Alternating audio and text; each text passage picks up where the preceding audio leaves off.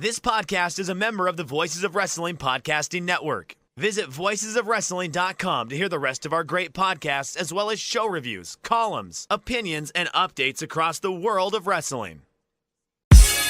Competition starting to get thick, it's the click, so I hope you watch your A-game. A-mate, no rain from the track when we unite and spit. This is an A-game, better bring your A-game. Competition starting to get thick, it's the click, so I hope you watch your A-game. A-mate, no rain from the track when we unite. Hey now, it's the Mike and JD show, and I'm your host, Mike Gilbert, and I'm joined as always by JD by God Oliva. How you doing, JD? I like the new intro with the Voices of Wrestling bumper in there. I feel like we're officially part of the team after 2 months. Yeah. No, we're not a part of the team quite yet, because you know what we haven't done yet is We haven't do a recorded commercial for our spot, show. Yeah, we haven't done our spot yet for the rest of the shows. So, and we're actually like our numbers are pretty decent compared to the rest of the shows. Mm-hmm. So even without the spot, but I think they'll get better if we kind of plug our stuff on the other shows. We're gonna have to do that soon. We got to tell Rich. If we like try, yeah, it could go well. Yeah. Dude, A-game coming on, got me pumped. I missed last week, so thank you, Scott E Wrestling, for filling in for me. I was on a pretty important work trip, so I was unable to make it, but we still knocked out some content, and I'll get to that in a little bit. But I just also want to say that I got a chance to meet Godzilla while I was in Massachusetts. He came over to where I was at. We hung out at a little pizza place outside my hotel and just got to shoot the shit for like an hour. So that was a real cool experience, man. So, and this goes out to the audience. If I'm like ever in your neck of the woods, let me know, man. We might actually fucking hang out. Cause especially when I'm on a work trip, like I'm a 40-year-old dad. I don't drink and party. So I like to meet other wrestling fans. So that was really cool, man, to get to be able to do that. Except in Chicago, you don't ever come to Chicago. No. If they ever send me to Chicago, I am definitely going to have to meet Mr. JD, Gerard, Andre, who's a Patreon subscriber. And anybody else that's in and around the Chicago area, definitely. I'd rather do that than go get shot up by, in Cicero by Al Capone's people. Al Capone's people. Like, to be fair, a lot of Al Capone's people still might be living in the Cicero area and are in fact acting in forms of local government. But the Cicero area is not quite the what it was in 1932. We'll leave it at that. Yeah. But man, it's good to be back. I was pretty excited that we were able to do some content over the weekend. So if you guys missed my voice here's why I didn't do the show. I was on a work trip, so I couldn't take all my equipment with me. And plus I was dog ass tired going from Hawaii to Boston, and I had like no sleep. It was a really tough trip for me. And so when it came to showtime at 11:30 Eastern, I was already asleep. So I couldn't stay up late for it, but B, because I didn't have my podcasting equipment, I just did not feel like it would be a good idea to do a kind of a half-assed audio show and video show for the Voices of Wrestling Network. I like to make sure our shit looks great and sounds great. So we brought in a ringer with Scott, who has a great audience and is a great host. So we did that, but we still were able to knock out some Patreon content for our Patreon network. So head over to patreon.com/the Mike and JD show, where not only did I do a brace for Impact over the weekend, we also did on Monday, we did a live overtime for Patreon subscribers only. They got their own private YouTube link and they were able to interact with us. We kind of just shot the shit, man, for like an hour, just talking Wrestle Dream and whatever else, and just chatting with the Patreon subscribers. You were in your hotel room. I was in my classroom. It was the least efficient setup we've ever had, but we did like a really good 1 hour Patreon show. I was really happy with that one.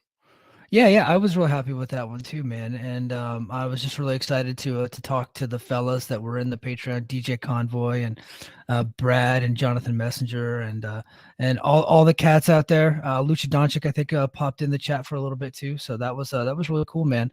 Nice.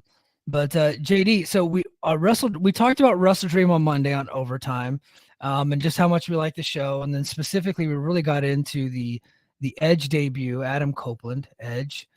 His debut at Wrestle Dream, and his AEW Dynamite debut was this past Wednesday. And man, I thought that closing segment and the closing angle between him and Christian while I was kind of against them feuding and being in a program immediately, it is kind of a no-brainer if you're thinking about it from a promoter's perspective because of the history between them two and the magic that they're able to make. And I thought they knocked it out of the park. I thought they hit a home run. I absolutely love this segment. I was real tired when I came home and watched the show last night, and I loved the debut. I thought it was fantastic. I did a whole big spiel about it on Overtime about how much I thought it was just well produced, and the whole thing it really worked for me as a wrestling fan. I'm gonna tell you something. I absolutely I know we've been all worried about Mr. Sexton Hardcastle and his tendency to overindulge himself in the promo world, and we've been worried if he's going to sit on a stool in the ring with mood lighting and cut a promo. I think for this one here, he was a tad verbose, but I think for a mission statement promo where it's like, this is why I'm here. This is what I'm going to do. Here's why I'm doing it. I thought it was really good. And I liked how he talked about why he did what he did. I liked that he was the basic gist was he was going to debut anyway, right? He was going to come out at the end of the show, no matter what. And then he saw his best friend was about to hit their childhood hero, and he basically was just going to distract him, right? And slow him down and try to talk some sense into him, right? I love that. And what I said to you and a buddy of ours was that I love that he that Adam Copeland made more sense of the Judgment Day turn in WWE than WWE did, where he just told his friend that you got to be careful with these young guys because they'll chew you up and they'll spit you out. And we had a disagreement with a friend of ours who's like, well, he didn't think that made sense. And it wasn't in this kind of universe. And what I love about AEW is that AEW continuity is pro wrestling continuity, right? And they treat the fans, if you've watched wrestling, like we have Kenny and Kota Ibushi, that's a DDT thing, right? Yeah. We have like lots of stuff that carries over. And we're doing the Edge and Christian thing. And it made sense for him to kind of say that because, like, again, in this world, in this story, Christian Cage is manipulating people, but Edge is doing the same thing with Judgment Day. He put that group together. He got turned on, and now he's trying to tell his buddy, "Hey, this is working for you now, but we're old, and when the young people are done with us, they kick us to the curb." So I like that. Maybe that's not full what the story has been, but it's it's Adam Copeland's perspective on what could happen, and I like when characters share their feelings and talk about what they see about things, because perspective is something that we don't talk enough about in pro wrestling. Like, we always want our characters to you either want truth or lies, right? Either they're lying to you or they're telling the truth to you. We rarely talk about perspective, whereas when Obi-Wan Kenobi put it in Return of the Jedi, a certain point of view, right? Yeah. And it's all about point of view when we talk about things, because that's reality. Reality is I see something happening and my brain thinks this. I'm going to express that. And you can sort of go, well, that's not the way the promotion told the story. Yeah, okay. But in fiction, we let characters tell the story through their experiences. And that promo segment to me was just perfect. Then Christian told him to go fuck himself, which I thought was just the greatest final line of promo ever, quite frankly. Yeah. I thought it was great. And I thought, they did a good job. He has his mission statement out there. And then he talked about he wanted to team with Christian because of, like their history and everything. And that was kind of one of the reasons why he came there, so they could end their careers together. And they really they're setting up a feud now, but a return to the tag team later. Like, I think like now we're not only looking forward to the feud, but we're already looking forward to the eventual when they both come to their senses and become a tag team, because they already immediately started talking about the teams that they could go up against, FTR, the Young Bucks. And I think he said the Young Club too. I can't remember if he said them or not, but he just listed off the really good tag teams and just how they could go on a run. It's like, yeah, that would be awesome, but we got to do this feud first. Mm-hmm. And as we all know, Christian can play both babyface and heel very, very well, as can Edge. So I think that we have a lot to look forward to with this. Now, I get the complaints from a lot of the AEW fans and a lot of the AEW hardcores. This was aside from the cursing, this was, like this could have been on Raw. I think it was executed better than what you would normally see on Raw. But I think that just because these are two Attitude Era guys, like in their mid to late 40s, kind of having this super long promo to end it. I could see why you would connect the dots and say, well, that's WWE shit. I don't want that here. And I understand that, but I gotta say, I still really enjoyed it, despite the fact that it was WWE shit on AEW. No, I agree with what you're saying because, like, I'm a big example. I think people get mad when they see anybody with WWE pedigree on AEW doing anything that makes them think slave WWE. And then I remember I read somewhere someone's like, "Why can't it'd be better if Adam Copeland just ran out with no music and just beat people's ass?" And I'm like, "No, it wouldn't," because a lot of people complain. I mean, I use it on my Twitter. I think you saw this. Jay White, right? When Jay White made his debut, we got the cha-ching, and then he ran out there and just beat up Ricky Starks, right? And we all said, "Oh, that was a shitty flat debut," because they didn't treat him like a star, right? They just rolled him out there. We're all supposed to know that it's Jay White, and then he just kind of is involved in something. They did absolutely nothing to build him up. Adam Copeland's debut. It's gonna be hard. It's gonna be hard not to call this guy Edge. Adam Copeland's debut. JD, can we just be the show that continues to call him Edge and never changes? I'm fine with that. I think that's what I would like. I think that's because he's going to be Edge again soon. Like, I don't think that he's really going to end his career here. I think that eventually we're going to be back to calling him Edge before too long.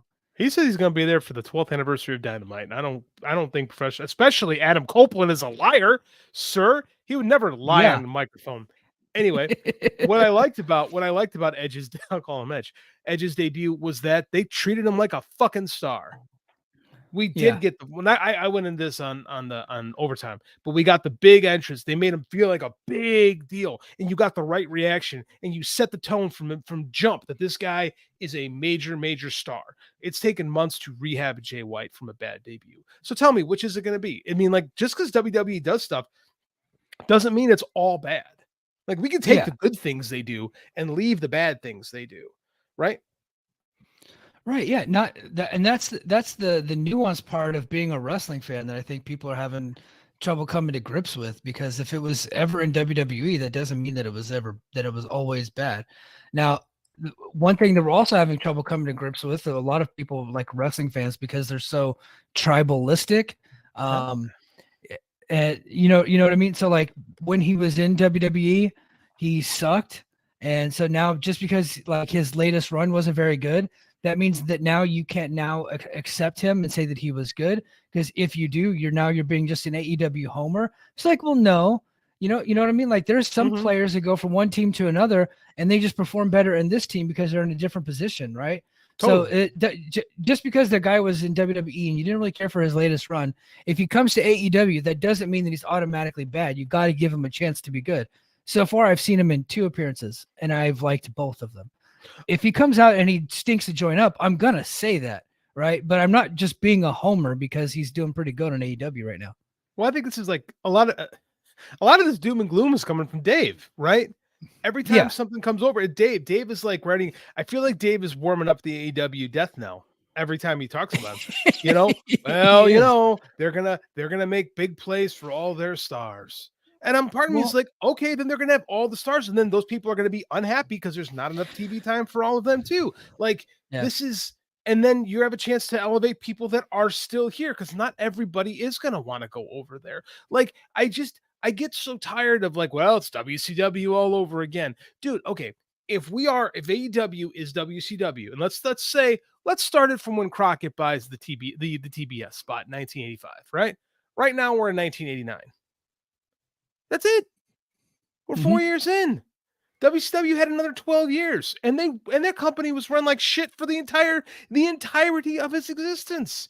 Like we have to stop drawing these parallels just because it makes convenient talk. And I'm not accusing Dave Meltzer of that because he's a smart guy, but I feel like he gets traumatized by the failure of WCW. So he has flashbacks and stuff like that.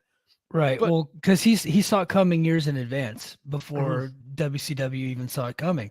And one of the things that he did, and I think this is one of the parallels that he's drawing, and Edge is a part of that, is that at a time when they were not focusing on WCW, when WCW was not focusing on Steve Austin and Cactus Jack and what was Triple H's Terrorizing and Vinny Vegas and the Diamond Stud.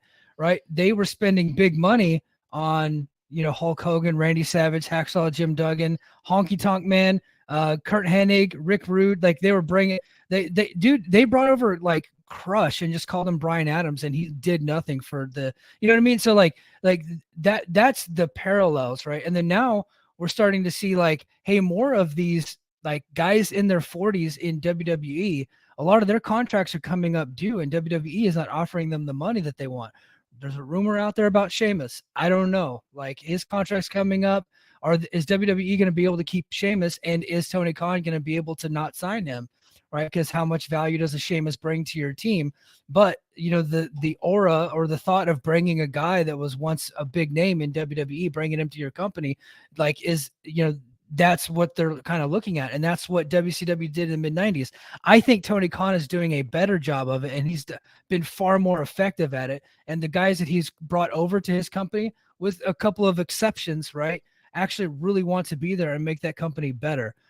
Then there's like the little shitheads that came over. They started missing their girlfriends and their fiancés, and they found out Triple H was in charge, and they immediately started disrupting shit and wanting to go back. So you have those handful, but then you got Adam Cole, you got Bryan Danielson, you got, you know, Edge seems to be like on board like a team player. And I think there's more of those guys than there are, I'm just going to say it, Andrades and Malachi Blacks, you know, that just kind of like came over and just wanted to leave immediately.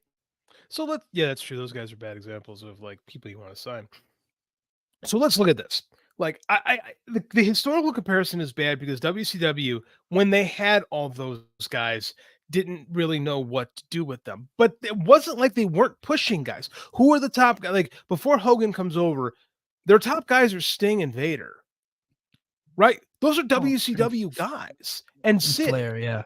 And Flair, Yeah. like those are their guys. And the problem is they weren't drawing with their guys. They weren't drawing with anyone. Here's the dirty secret about it. People go, well, WCW couldn't draw in 1993. I want you to go back and look at where WWE was running Raws in 1993. They're running them in high school gyms. High schools, yeah. Yeah. Like, nothing in professional wrestling was drawing in the early 90s. So they're bad examples. Like, those guys, and like you said, some of those guys aged out of WWF, and Vince cut them loose before their value was done. Hogan needed a fresh start. Hogan needed to get out. Savage is a different story. They proved there was a lot more life in Savage and Flair, right? Yeah. Now, at the same time, do we get Steve Austin? Do we get Mick Foley as we know him? Do we get those guys if they stay with WCW? I don't think we do, because the infrastructure there was not built to bring guys up, right? Yeah. And those guys had to taste some failure to achieve something. At the same time, right? Look how much better Kevin Nash and Scott Hall got when they came to WCW. They became much bigger stars in WCW. Kevin Nash was a failure as the world champion. And Scott Hall was pretending to be Al Pacino, pretending to be a Cuban guy.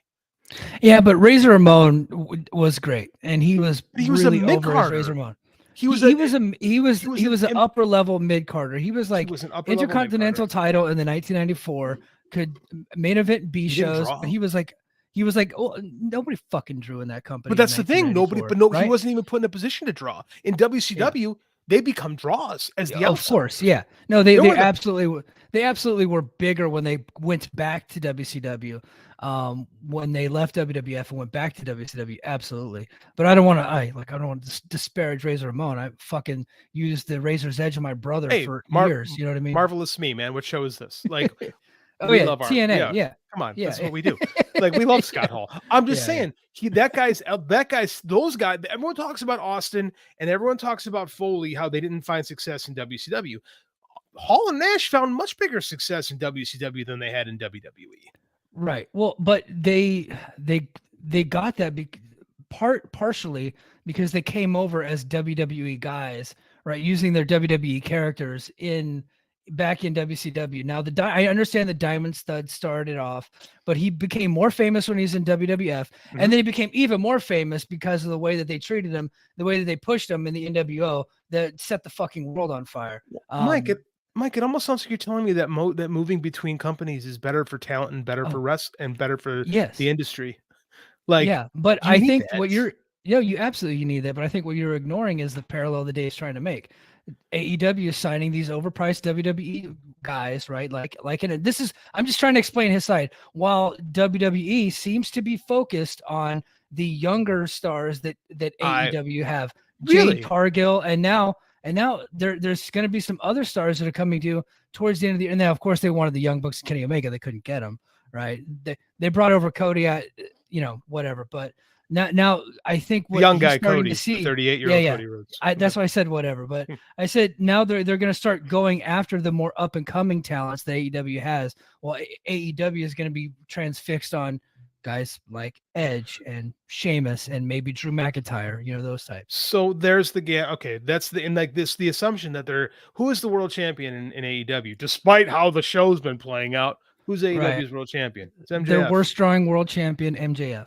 He is their worst drawing world champion, but he's also an under 30 world champion. Yeah. Right.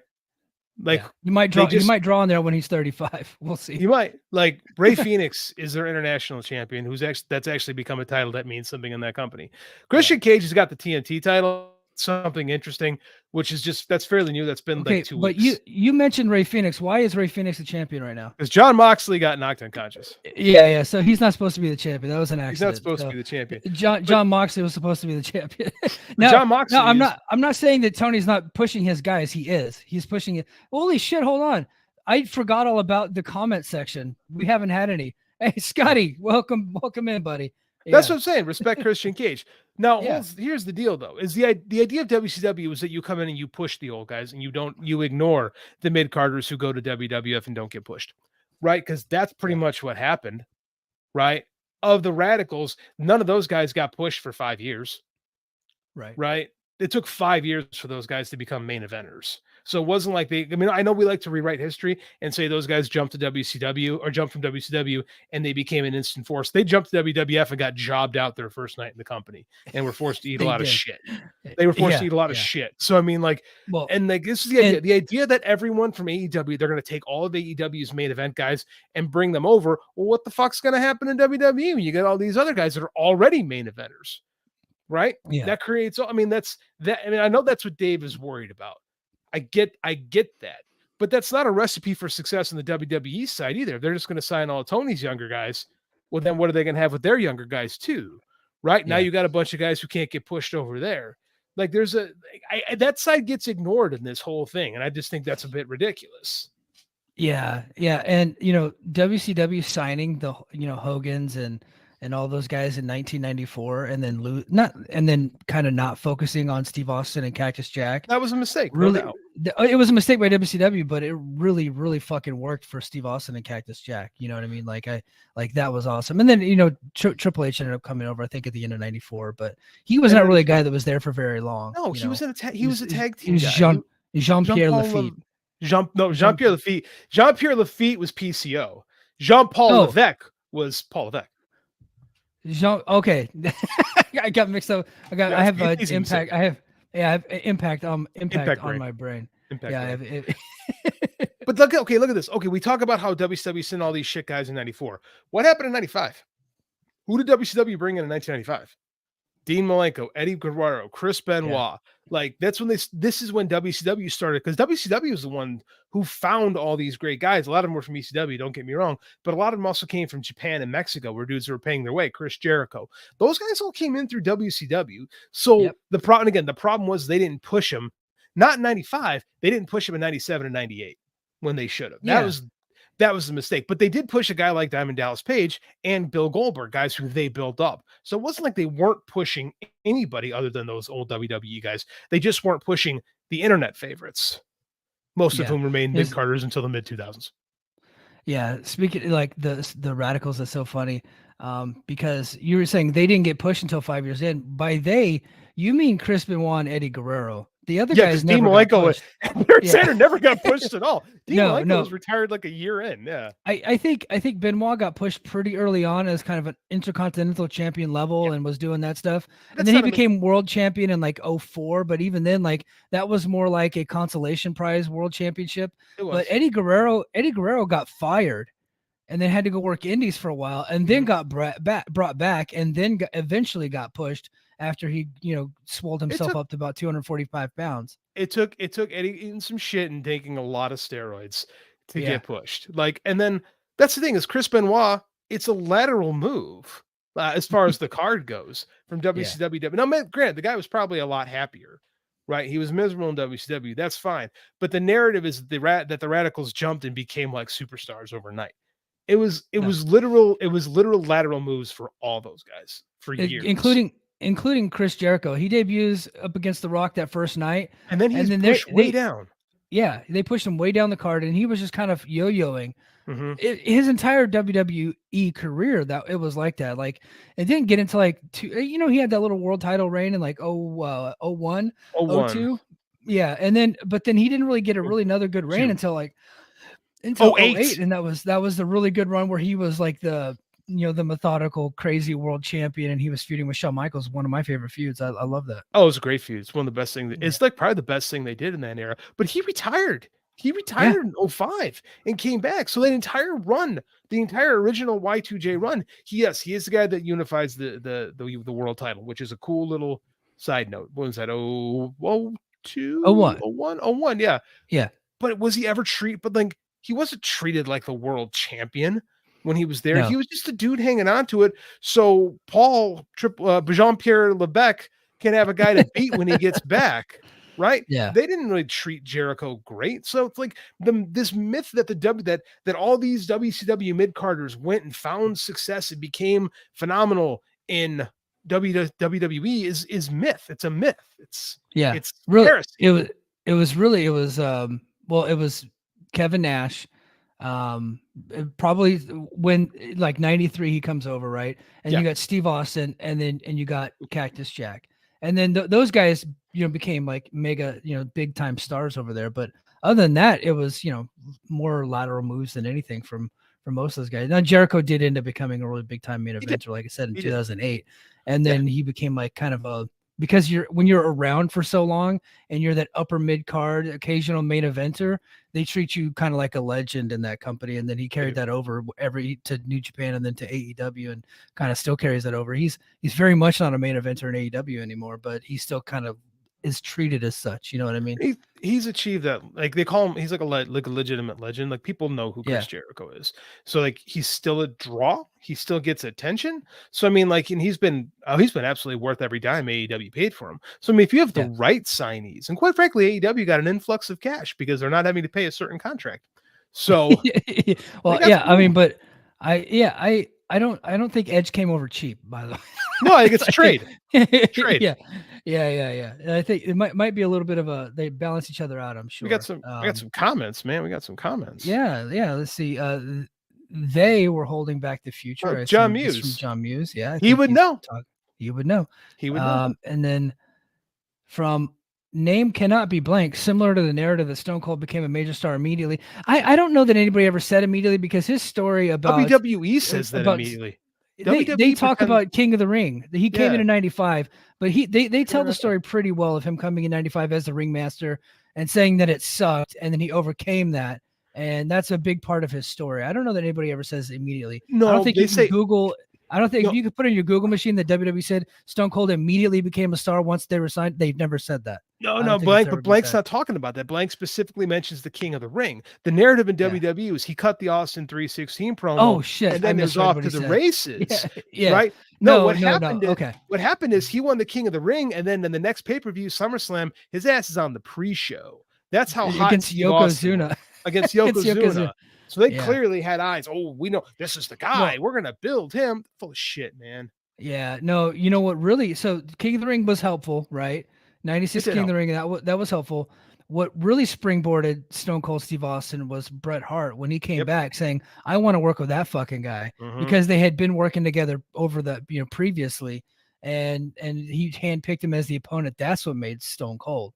That's what made Stone Cold into the Stone Cold that we ended up seeing later. That's what made him into a megastar. But King of the Ring was helpful. It was helpful. It's a character beat. It's a stop on the journey. The guy who I would compare the most to Steve Austin as far as a journey right now, and I'm not saying this guy is here, but we have a guy. Steve Austin was fired and had to discover himself again. When are we going to start talking about how WWE missed the boat on Swerve Strickland? I think you and I talk about it every fucking week. Every chance we get, but we're the only guys who ever do. They fired that guy. They not only they fire that guy, Vince, the genius that Vince is, was going to put him in the tag team with Ashanti the Adonis and make Top Dollar the featured player for Hit Row. Yeah. Right?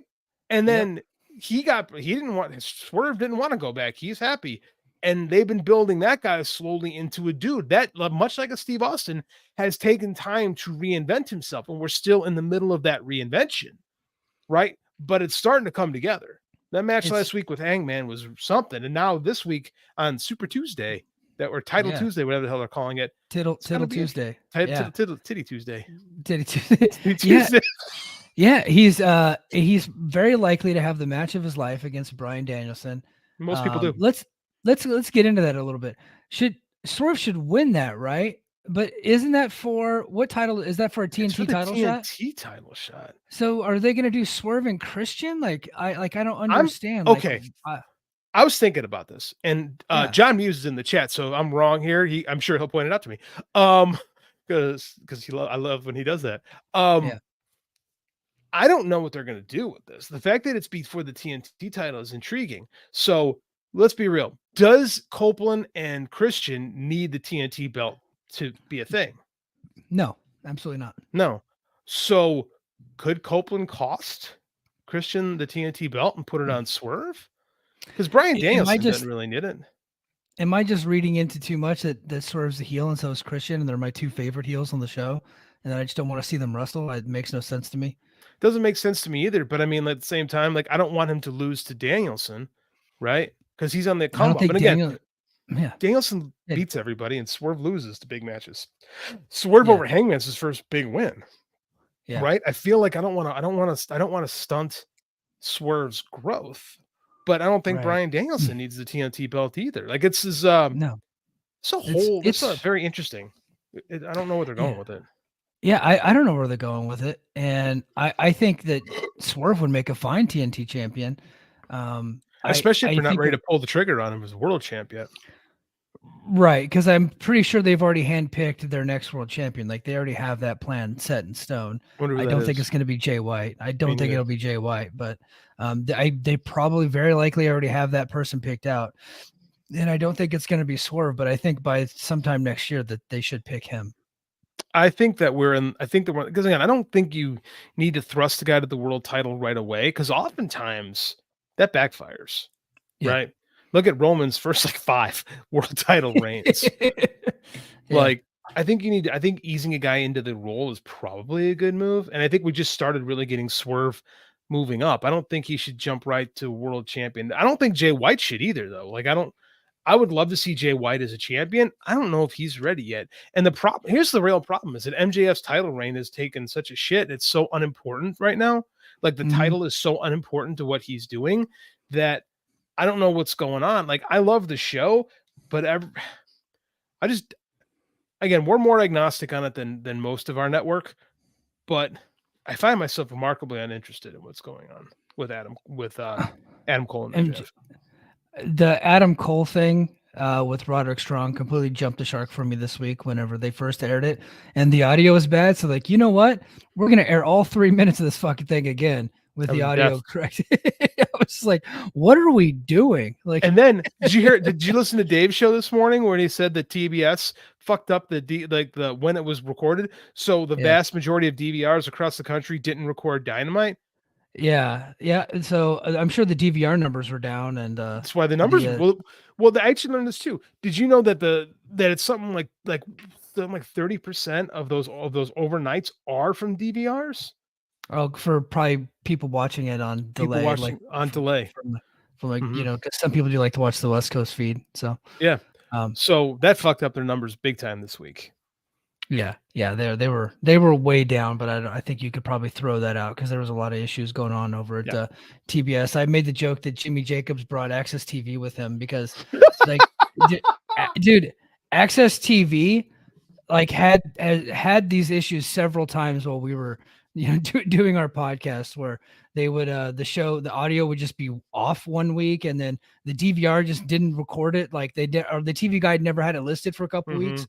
So Impact had to go off and actually try to get people get the narrative out there hey, our show is still on, right? Because the TV guide was way off. I can accept that from Access, but I'd like to think the people at TBS, the Turner Broadcasting Station, the first Superstation, the first cable station, know what they're doing, but I'm wrong because Warner Media ruins everything it touches and has for decades.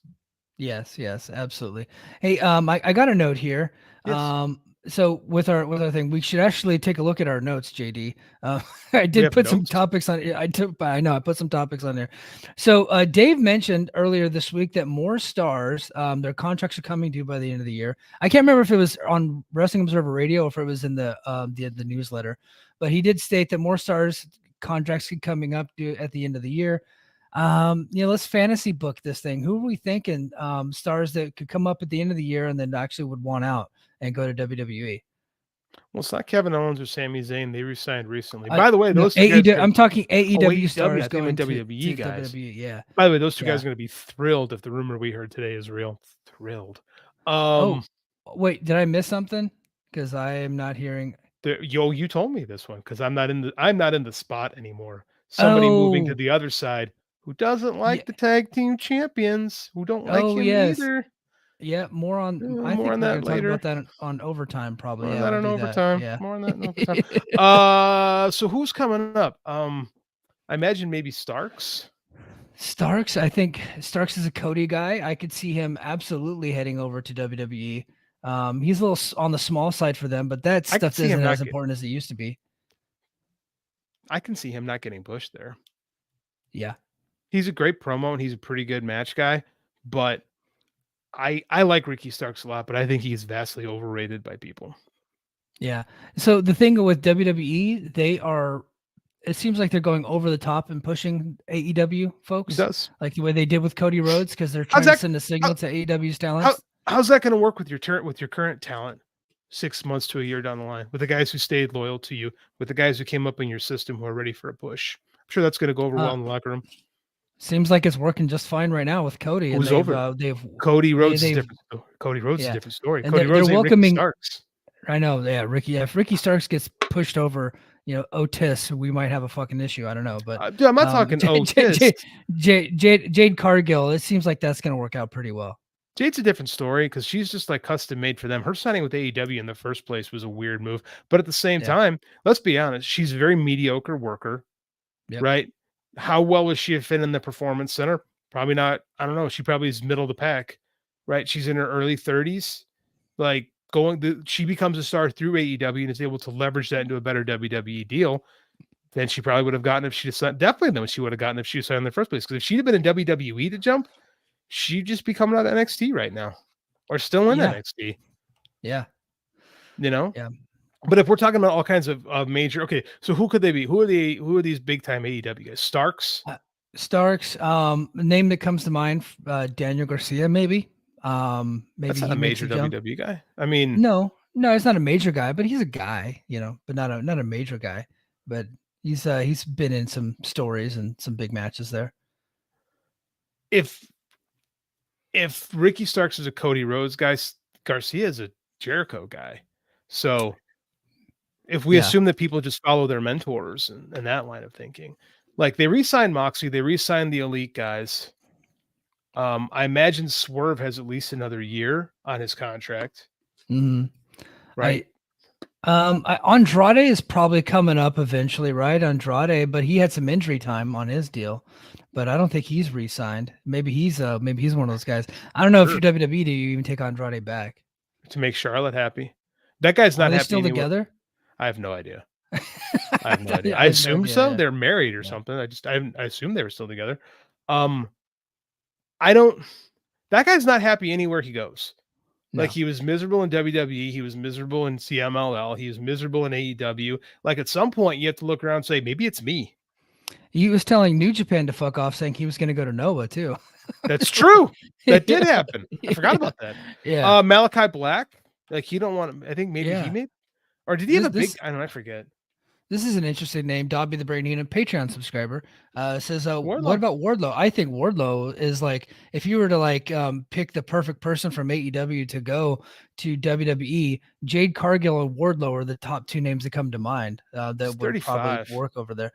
He is, but they started pushing Damian Priest at like 38 and LA Knight is fucking 40 and they just started pushing him. So I think that their standards have changed on age a little bit, and he doesn't look like he's 40 and he still moves or 35 and he still moves really well. So I could see them still wanting to push him. Okay, but LA Knight's a really good promo. And Damian Priest is a good worker. And I think I don't think it's crazy to say he's much better than Wardlow. Like maybe they do want to Yeah. push Wardlow, you know? Yeah. I don't know. I mean, like, honest to God, if you lose Wardlow, okay. I honestly, like when he came, we talked about him a couple weeks ago. I just kept forgetting he was in the company. We just hadn't seen Right. him in a long time. I think he's And one-dimensional. I think he's I, very one-dimensional. They tried to give I, him some actual character and personality this summer. It didn't work. You know, the no, whole thing, the hair thing was dumb. Don't get me wrong. But I mean, like, he's very one note. I had this conspiracy theory that he was just out off TV because he wanted to grow his ponytail back, but he came back with no Samson. ponytail. But his hair is longer. He has not cut it since then. Yeah. I think this might be, I mean, like, who, any main eventers? I mean, I don't think Swerve is leaving, you know? I don't think maybe Keith Lee. I don't, nobody seems to. I don't think, honestly, I think that AEW is kind of keeping him around to be nice, because they want to fulfill the contract, but Yeah. I don't think that he's bringing anything to AEW, and I don't think he would bring anything to WWE at this point.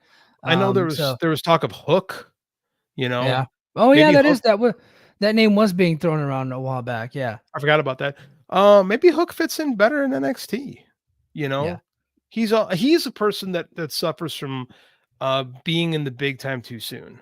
He is a guy who needed more time sometime in the indies to be developed. Right? Like NXT is gonna push Brian Pillman just to show that they can, and I don't think it's gonna work personally. I've seen that guy for too long in too many places. Yeah, we saw him in MLW, then we saw him in AEW. I just don't know that I think that we're probably going to see more of the same. And he's like in his 30s now too, right? So like he's 31. not exactly IO Productions, the new bidding wars of 2024. MJF, I get the feeling MJF is signed long term. Like I know that they kept putting that rumor out there that he wasn't, but I feel like he is. I think I was talking with Muse about this way back in Double or Nothing 2022. This whole thing with him, the walkout, it's all work, right? Yeah. I don't think you go in this deep with him without having him signed, right? Unless Tony is that trusting and that, foolish, quite frankly, but at the same time, if he is come up, I mean, he's a young guy that had your world title, but he's kind of been your lowest drawing champion, both in terms of television ratings and in terms of ticket sales. Like, granted, I don't think the booking's been great, but he controls a lot of his own booking, and it hasn't been great. He's very hands-on with what he's doing, and what he's doing seems like he's auditioning for WWE Raw to me. Adam Cole's injury, so it looks like he's going to have surgery, or is this a work? I think it's legit. I think it's legit. I questioned it at first. I questioned it at first, and here we are. It sounds like his ankle basically exploded. I know Brian Alvarez couldn't wrap his head around the idea that he hadn't had surgery yet. When I'm like, dude, have you ever had surgery? It takes a long time for the swelling to go down in certain injuries. Like you don't get. It's like only if something is like life-threatening or really, really bad, you get surgery like immediately. If you need a shoulder surgery, you could be waiting months for something like that. For both of my shoulder surgeries, I waited like 3-4 months. Yeah. I mean, that's and then with Brock Purdy's elbow, he had the UCL tear, the Tommy John surgery, and he had to wait. He had their injury in January. He didn't get the surgery till March. So I think that's like a pretty typical thing. John Muse says Wardlow's world doomed him. That is a pretty dumb catchphrase. That's super cheeseball. It was. Roman Reigns recovered from suffering succotash. It's a matter of how much you want to commit to someone and like keep trying to rebuild them. It's pretty bad though. It's pretty bad. Yeah, it's pretty terrible. So we got AEW versus NXT. We got Title Tuesday coming up. NXT, they're throwing everybody out. I think they're bringing over Cody Rhodes. He's going to be on the show, and Paul Heyman is going to be on the show.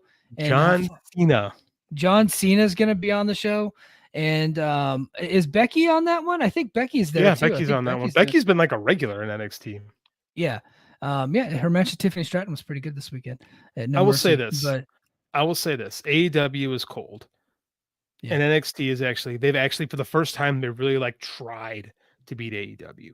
If they can't beat AEW with all this problem, if they can't, there's a problem. And it might, I mean, like everyone's kind of like said, oh, it's going to happen. It's going to happen. It's going to happen. I mean, they clearly have doubts. right? They don't want to leave it up to chance, right? No, they're trying. And AEW is loading up their show. They're having Edge's debut match, right? Against Lucha Suckass. And then they got Bryan Danielson versus God, we just talked about who? Swerve, yeah. Sorry, I lost my brain for a second. Bryan Danielson versus Swerve. They're going to do that match. So they're loading up their show as well, and I think they'll probably have some title matches and some other big matches. But AEW versus NXT. Here's my official prediction. Ratings are stupid. I don't know why we still talk about them, but it's really the only numbers that we get our hands on.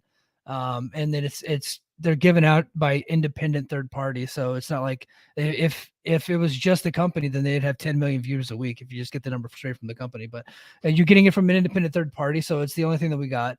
So I'm guessing that NXT will win in total viewership, and AEW will win the demo, and both companies' fans will say that they won. So late 2019 is back again. Yes. I feel like that's where it's going to go. I think a lot of young people who are very good at monitoring when AEW is going to be on are going to know that it's on Tuesday, and the old people who are habitual watchers are not going to remember that it's on Tuesday, and they're just not going to watch. But then the NXT people that watch every week on Tuesday, like they're still going to get their 850, 900,000, and probably like 750, 725 for AEW, but they'll still have a higher demo rating. That's what I'm thinking. It's funny because the dorks from Fightful, one of my least favorite websites, said today they posted because NXT has beaten AEW in the demo. They're comparing, or in the ratings, they're comparing day to day, and NXT had more total viewers, but AEW had beaten by 0.6 in the demo. And I'm like, we're doing it's been 5 years and you guys still don't know how this works. Yeah. And honestly, that demo rating, 18 to 49, I think a lot of the networks are moving off of that rating anyway. I think the 25 to 54 is starting to become more prevalent in moving to the Canada stuff. And that's the news demo, right? And that's been kind of a bigger money demo lately anyway, because streaming 18 to 49 people are now streaming their shit. So they will watch on the internet versus watching on television. So they're more likely to skip commercials. Do you watch on the internet? Do you stream? Yeah. Me too. Yep, absolutely. Yep. 100%. And I have for a long time. So me too. Almost a decade. Yeah. Here we got a couple more comments, and then I want to get to our very special guest, and then we'll just have her join us. We'll have her join us the rest of the show. But John Muse says WWE will add to Tuesday. I don't think they're done. John, I think you're agree with you. I think they'll set something up this Friday and set something up on Monday, and have some big announcements coming up. Io, Patreon subscriber, says the Nimrods of the IWC have ruined the fun of Tuesday. That's what they do. Stop listening to those people. They're dumb. Yeah. But all right. So we got a very special guest.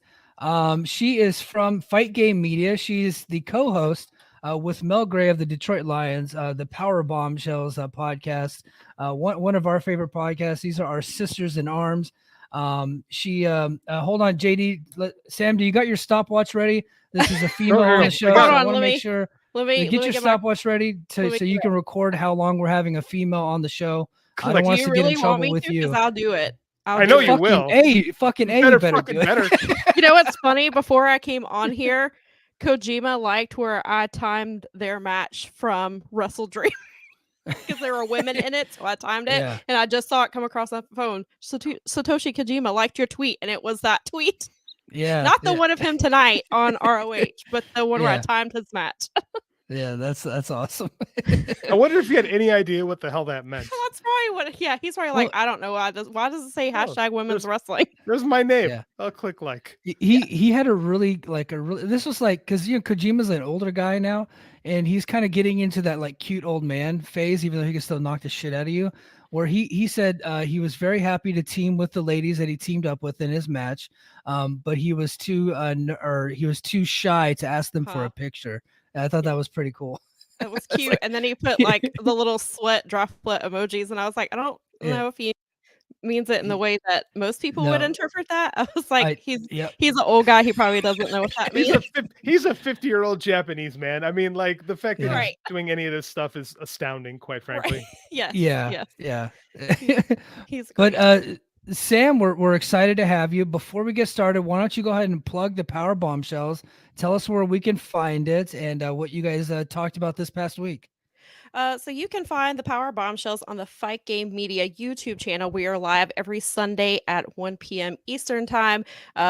This past Sunday, we did our pre-show, which is when we're on. Since we're on at 1 o'clock, we're on much earlier than the usual pre-shows for pay-per-views.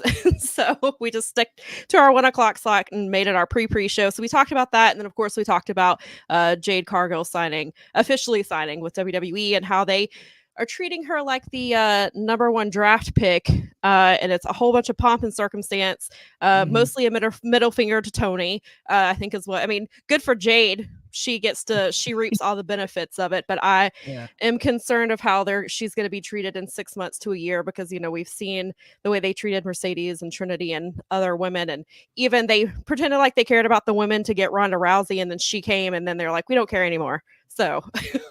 I think with Jade, they are going to push her to the moon for as long as they possibly can, because they want to send a signal over to other AEW free agents that if you're willing to leave them and come over here, we will make you some money and we'll treat you better than they treated you over there. I think that they're very intentional with what they're doing. Yeah, our question was, if you're somebody in AEW and you're watching this, do you look at this and think you're going to get be treated like Jade or treated like Brian Pillman?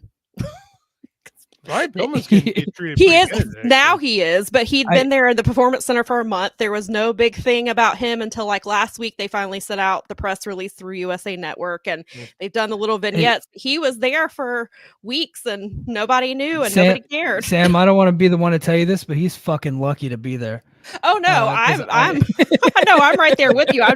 So that's why my point. If you're an AEW talent looking at that, like, what do you think you're going to be like Jade and Cody, or here's where I expressed this before you jumped on the show. If I'm in WWE and I've been loyal, I didn't jump to AEW. I've been cool, and all of a sudden you're going to start pushing these AEW people over me. How does that? I mean, I can tell you how that's going to play, because I saw that in the in the old Monday Night Wars, and like, this is great. They're gonna start getting dissension, and people will go the other way. This is going to be healthy for both companies. This is a good thing. Yeah, it is. Yeah. No matter what the internet says. They're dumb. They're idiots. They fucking are morons. So, Sam, you and JD had a bet. Will you guys let me in on this bet? What was this bet about, and who won the bet? Well, you were on the show, but we'll recap. I'm just trying to recap, JD. I'm introducing. I realized that when I was getting ready for the show, we first started talking about this like a year ago. I think it was last October. Is it that long ago? I think so. I thought it was like 6 months. I didn't know it was that long ago. It was our 100th episode of BFI, I believe. How do you remember that? I just remember because it was like right before. I kept putting it off, and then the holidays came up, and then and it just kept getting pushed off. So I think it was like a year ago. So Sam's a big Grey's Anatomy fan. We were discussing this. I don't think Mike and I have ever watched an episode between us. Not a single goddamn one. Yeah. No, but we mentioned Patrick Dempsey. Yes. And then Mike and I, having brains perpetually stuck in 1994, joked about Can't Buy Me Love, and Sam had never seen it. So we're like, "Oh, you have to watch Can't Buy Me Love," and it's become a bit of a bit between the three of us now. So Sam, I told Sam that if she finally watched this movie, I would listen to a country playlist. The terms were set on her show, by the way. I jumped on Power Bombshells, and we set the terms for this, and I have to listen to an appropriate country music playlist. She went and cleaned it up so I could play it in class and make all my kids suffer. Actually, some of them probably like it. So those poor children. That's messed up.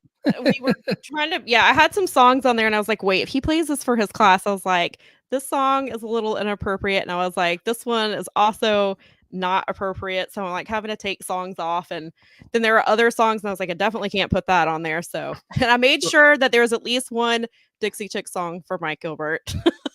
Which one was it? Was it Wide Open Spaces? Was it Earl Had to Die? I wanted to do the song I really wanted to do was one called Sin Wagon. However, because he was going to play it in front of his students, I figured that was not appropriate. And Sam, are you familiar with White Zombie? Yeah. So I'm in the middle of, I have a playlist going. This is about a month ago in class. I have a 90s playlist going, and I'm at a kid's desk at the back of the room, away from my computer, helping him with a Photoshop project. And the opening of More Human Than Human comes on, and I could not get to my desk fast enough to stop the giggles from coming out of a bunch of freshmen. And from that moment on, it's only been instrumentals. Smart move. Yeah. So yes, it can't get worse than that. On Spotify they do have clean playlists. Like you can just type in, rock clean. Like when I'm lifting in the garage, my kid likes to run in, and so sometimes if I'm not using my headphones, if I just have my speaker, I just put rock clean, and then it'll be. I let the algorithm do it for me and suffer the penalty. That's funny. So what country songs did you subject him to? Well, I had to, because the conversation started when you were talking about Chris Stapleton. So I had to put Chris Stapleton. I mean, if it was my way, I probably would just put a whole bunch of Chris Stapleton songs. But I started out with Tennessee Whiskey because I think that's the song that most people know by Chris. Yep. And then, of course, his most popular.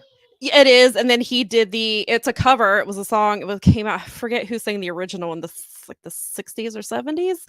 And then he remade it. And then he did. It was either the Grammys or a country music award show, and Justin Timberlake came and sang it with him, and then they got really popular. I mean, that song got over. But yeah, so Tennessee Whiskey I put on there. I tried to put. I realized 90s country is a lot of love songs. It's a lot of cheesy stuff. So I tried to mix in some upbeat stuff, so there wasn't a whole bunch of slow stuff. I did put some Johnny. So please, I did put Johnny Cash on there though. Oh, okay. Well, yeah, Johnny. I mean, everybody likes Johnny Cash. Yeah. Did you put "She Thinks My Tractor's Sexy"? Because I want to subject him to that one. No, okay. I did not. That's a I song. Probably should have. It is a song. She thinks my tractor's sexy. It really turns her Shut on. Up. Yes, that is a song. No, JD. I'm telling you, that's a real fucking it's song. by Kenny Chesney. Yeah, it's by Kenny Chesney, and it was extremely popular. Really? That's one of his biggest songs. Still, people, they will still play that on the radio. The song is. Yeah. I got my cousin who worked at a country radio station for years, Joe, in the chat saying David Allan Coe. I don't know. I don't know if we could do that one, but so you subjected JD to a bunch of country songs. Yes, and then also before we got to the movie, there's one more thing I subjected him to. We talked about how Travis Tritt had a trilogy of videos that traumatized me when I was probably 11 years old when those songs came out. They were the videos are very sad, and I was looking for them to send to JD.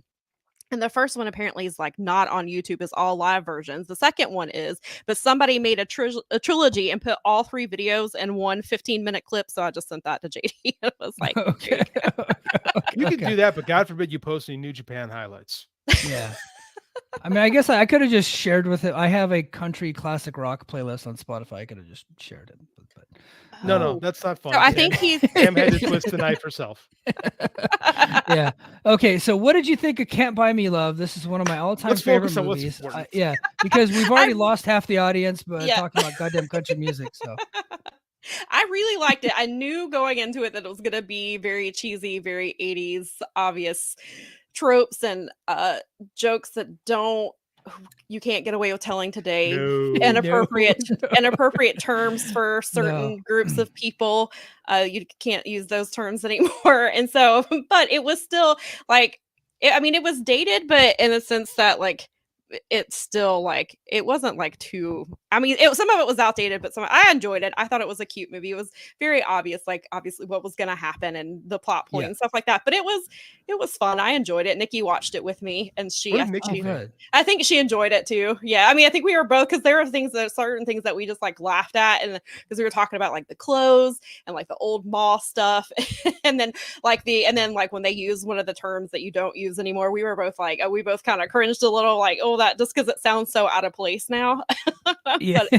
Yeah, we didn't think about it when we were watching it as kids, but then as you get older and you realize oh wow, yeah, you really can't say that word anymore. That's kind of wild. And I do love showing young people 80s movies because of just how inappropriate they are. And just watch them melt a little bit and then squirm in their seat, and then they come away was you know what, it's still really good, even though it's time and place is everything, right?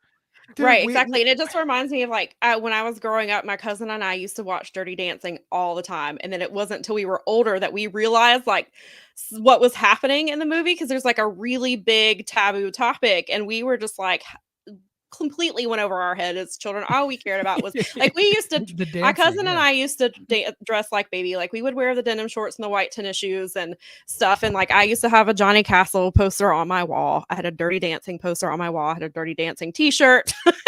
So yeah, and then we watched it and I still watch it all the time when it's on TV. But yeah, I remember when I watched it for the first time as older and I was like, how in the world did our parents let us watch this? Like we had no clue what was happening. You know what that movie was for me was Porky's. Sam, I was just gonna say that. Sam, don't watch Porky's. No, don't. I have not watched it. I know what it is, but I have not watched it. Yeah, never watch that. That's not for you. We're talking about pretty tame 80s movies. And I was literally gonna say we didn't tell her to watch Porky's. No, it could have been worse. It could have been way worse. Like, yeah, and like I love like the John Hughes like 80s movies. Like, of course, those are like. 16 funny. Candles and all those 60, are great. Yeah, that's really offensive. Actually, that is. That is not aged well. Oh yeah, Long Duck Dong will that'll probably get us in trouble, huh? Okay, never mind. But I mean, like, it's funny in the early 80s, stuff was way harsher than the stuff by the end of the decade. Like Porky's is like 82, and I look at some of this stuff like these are supposed to be high school kids. Like, there's some raunchy shit going on in that movie. Yeah. It's pretty bad. Like, I cannot imagine. So, Sam, you did your part. You finally watched Can't Buy Me Love. I will think of another movie to recommend for you. Okay. But since we got you here, I did not, Sam, I didn't even tell you this. This is what we're gonna do now. Okay, are you ready? Okay.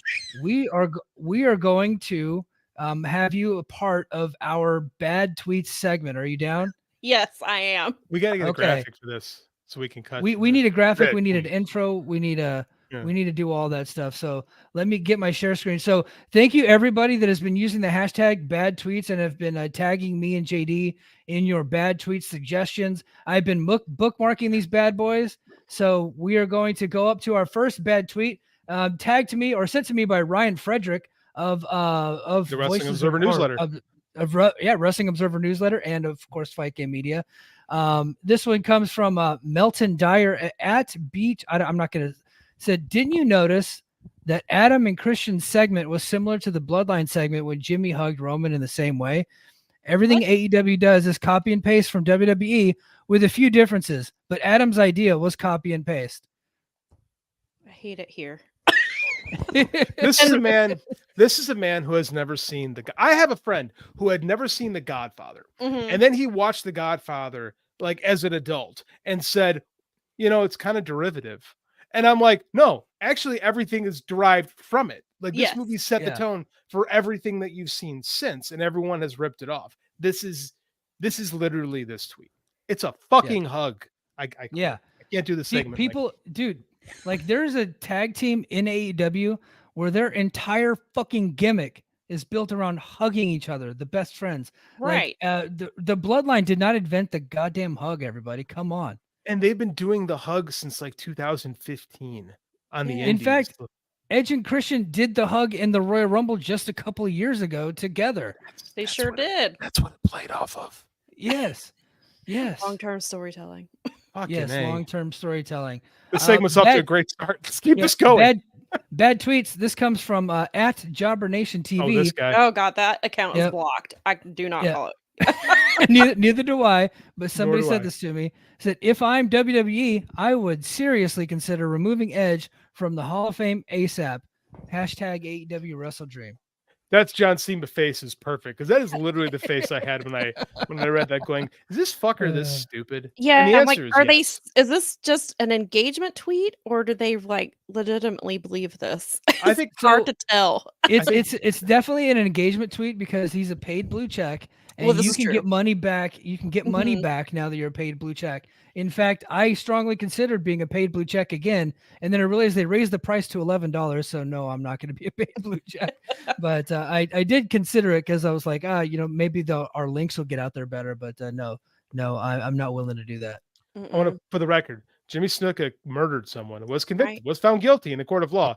Still in the WWE Hall of Fame. Yeah, look at how many terrible people. I mean, Vince McMahon's. Well, he's not in the Yeah. WWE Hall of Fame. No, But he's not. he is the will WWE be. Hall of Hey Fame. guys, Sonny just got sentenced to 26 years in prison, still Sonny. in the WWE Hall of Fame. Great example. She did. Yeah. All right. Oh, it messed up my scroll. Hold on just one second.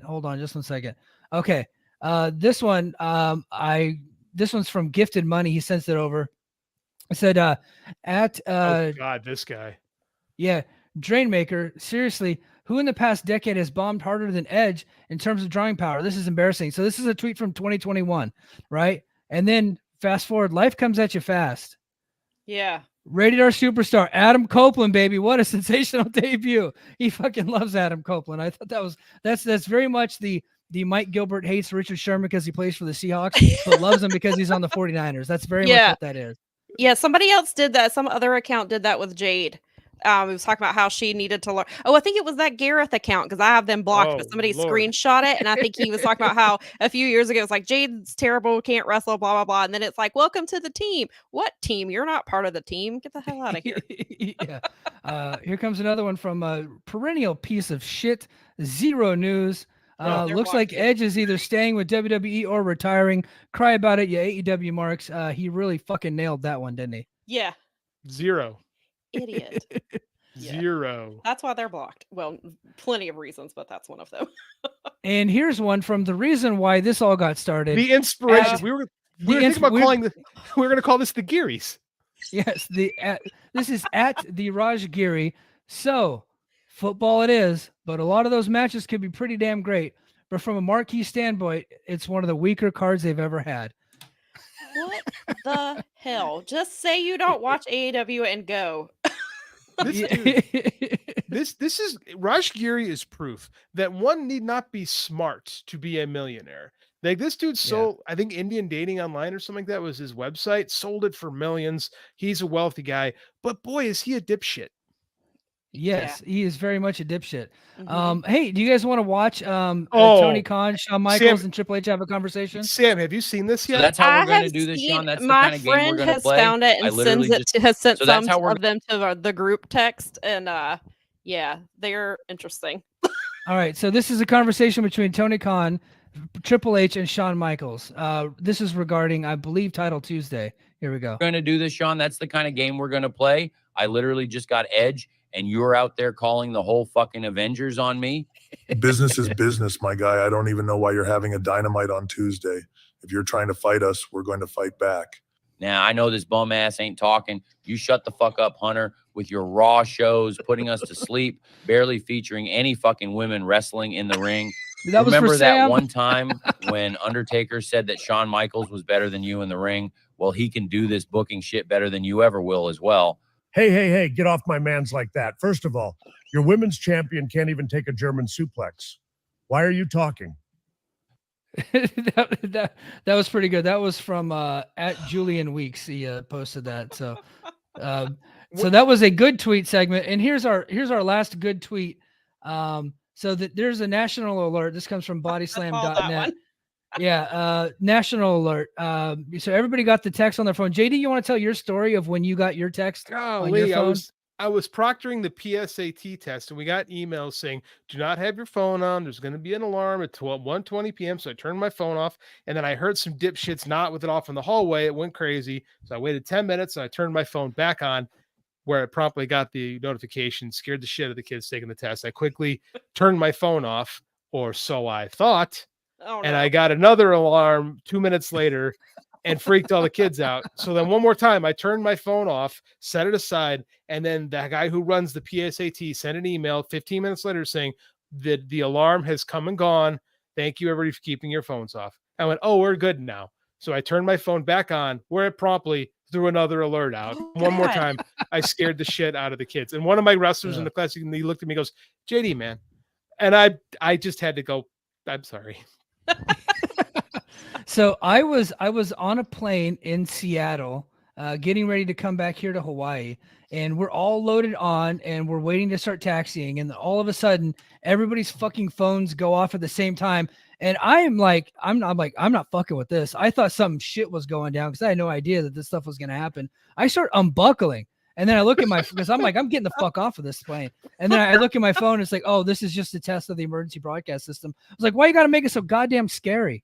Did you see that what was happening? Well, I knew about it like a couple of days before because, there were a couple of reasons. I saw some tweets. They were telling people who are in domestic violence situations who have phones to like turn them off because if can still vibrate and stuff like that. So, but then I saw it because apparently there's a conspiracy theory that the warnings was going to trigger some kind of nanoparticles in people who are vaccinated and essentially turn us into zombies.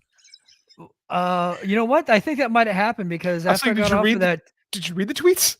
Yeah, no, I saw like some scans of it, and then like somebody from Huffington Post put like apparently there were like 4 conspiracy theories and one about all of this, and I was like, well, I should be a super zombie because my phone, my work phone, and my sister's phone all went off at the same time, and I was like, I should be like a super zombie. My dog was not a fan of it at all. She was taking a nap and she glared at me like I did it, but. Well, I'll tell you what. I walked into my first period class this morning, and for a moment, I looked at the kids and thought maybe it worked because I saw a bunch of dead-eyed teenagers at 7:30 in the morning. Just that needed time to incubate. Yes. All right. So to end the segment, we have the national alert. This comes from bodyslam.net. Their national alert says, they say that all men are created equal, but you can look at me and you look at Samoa Joe and you can see that statement is not true. See, normally if you go one-on-one with another wrestler, you got a 50% chance of winning. But I'm a genetic freak and I'm not normal. So you got a 25% at best at beating me. And then you add Kurt Angle to your mix. Well, your chances of winning drastically go down. See, 3-way at sacrifice, you got a 33 1/3 chance of winning. But I got a 66 2/3 chance of winning because Kurt Angle knows he can't beat me, and he's not even going to try. So Samoa Joe, you take your 33 1/3 chance minus my 25% chance. You got an 8 1/3 chance of winning at sacrifice. But then you take my 75% chance if we was to go one-on-one, and then add 66 2/3 chance. I got a 141 2/3 chance of winning at sacrifice. Senor Joe, the numbers don't lie, and they spell disaster for you at sacrifice. This is the greatest promo ever. You know what the most amazing part about that entire thing is? Scott Steiner was an academic All-American at the University of Michigan, legit. Yeah. Yes. Yeah. And as we know, he is the good brother, and we still like Scotty Steiner, so we still accept him. Always. Always has been. Hey, Sam, thank you for joining us for Bad Tweets. We really enjoyed having you. Go ahead and throw another plug for the Powerbombshells on the Fight Game Media Network. Yeah, so we are on the Fight Game Media YouTube channel live every Sunday at 1 p.m. Eastern time. This week we've got a special guest coming on, so I don't know if we have revealed who that is yet, so I won't say, but I will definitely say you should check it out. It is somebody, I will say, in the wrestling media. And Scott Steiner. I should have Scott Steiner. Somebody hook us up and get Scott Steiner on the show. We'll be live this Sunday at 1:00, talking about some Title Tuesday predictions, and we're gonna. There's all. The Wrestling Revolver. They've got their Women's Grand Prix show, which it's a big women's tournament that they're doing, which looks really cool. So we're going to talk about that too. And so come hang out with us every Sunday at 1:00. And yes, I know NFL is on, but you can turn your TV on in the background because that's what I do. I live in Chicago. Football season's over. Yeah. I mean, it's over here. They won too. tonight. Hey, it's still baseball season. They got their first win of the season tonight as we were on this podcast. They're mathematically eliminated already. Yeah. Hey, guys, head over to patreon.com/the Mike and JD show, where we're going to keep the conversation going. We're going to do some overtime after this is over, release it at some point this weekend. I'm also going to be coming back with a Brace for Impact. I'm going to be talking about Josh Alexander versus Will Ospreay coming up at the Bound for Glory Fallout show, plus the AEW Impact Super show that's happening in Mexico is coming up. Some new names announced for Turning Point. Lots of stuff's happening over in the Impact universe, so we'll catch us over there. We'll be back. I think overtime is going to be on Monday. One day we'll release overtime on Monday, where we're going to be talking about the rise and fall of MLW on the Reels Network, and I have some inside details as to exactly why that went the way that it went, and exactly what's going on. Some stuff that MLW doesn't even know. because nobody told them. So I'm gonna be talking about that on Overtime, and then plus we're gonna talk a little bit of CM Punk possibly heading over to WWE and when his start date could be. So we got all of that. Hold on, Joseph. Did MLW ever rise? No. The world of MLW never sleeps. Yeah, it never sleeps. It never stops. But hey, guys, thank you everybody for checking out our show. Oh, also please head over to the Mike and JD Show YouTube channel. I really appreciate that. All right, and then until next week, everybody. Oh, hold on, let me get my outro. Until next week, everybody. Mahalo. Competition starting to get thick, it's the click, so I hope you watch your A game. Mate, no rain from the track when we unite and spit. This isn't A game, better bring your A game. Competition starting to get thick, it's the click, so I hope you watch your A game. Mate, no rain.